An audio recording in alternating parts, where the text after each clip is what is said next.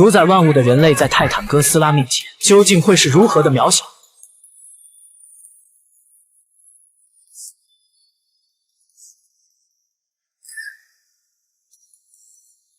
起初，人类还妄想用核武器将它消灭，而结局不言而喻，必定是作茧自缚。1954年的比基尼环礁岛上，美军用氢弹做诱饵吸引哥斯拉的前来，随着一声巨响，哥斯拉瞬间被炸成了渣渣拉。其实美军自己也不想想，他们距离爆炸源那么近都没事，哥斯拉又怎么可能领盒饭呢？不过经历了这次以后，他们也相信地球上存在着庞大未知生物，便命令肖尔探索出其他泰坦巨兽的踪迹。帕克特将军也想体验一下刷怪升级的快感，但这种作风恰好与惠子最初的科研理念背道而驰。为了美军能出资支持帝王计划，惠子也只能学会隐忍。很快，惠子带着兰达回到自己的家乡——日本最南端的波照间岛，又被称为怪兽之岛。其实小岛的面积仅有12.4平方公里。当地的铃木博士发明出了伽马辐射模拟器，它可以吸引有效距离的泰坦巨兽，而这个仪器便是2019年哥斯拉2中声波模拟器的前身。可肖尔的不请自来却令惠子非常反感，因为上次美军的做法令惠子对他军人的身份心生忌惮。其实肖尔并非是来监视惠子，而是这段时间的出生入死让肖尔逐渐喜欢上了这个亚裔女人。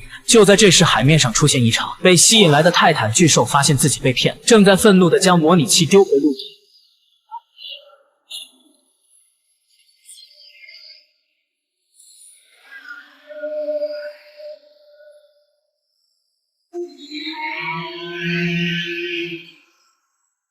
众人都不敢相信自己的眼睛，哥斯拉居然真的没有死。与上次一样，哥斯拉并没有向人类下口。肖尔准备将哥斯拉没死的消息汇报给军方，结果遭到惠子的极力否决。但他们刚回到帝王组织就发现了不对劲，大量新兵蛋子在向外搬他们的资料。原来肖尔指挥官的职务被其他人顶替，面对空降的上司，肖尔并没有泄露哥斯拉的消息，甚至在上司羞辱惠子亚裔身份时，他更是选择了默不作声。最终还是兰达听不下去，狠狠教训了欠揍的上司。想必兰达也喜欢极具魅力的惠子吧。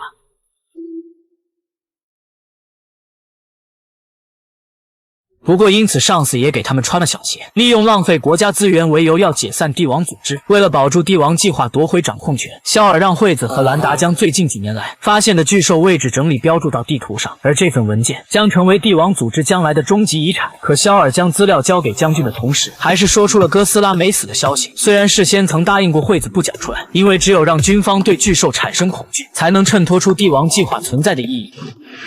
What did you say? It was sighted during the operation at Hatteram Island, sir. This is confirmed. Sighted by me, sir.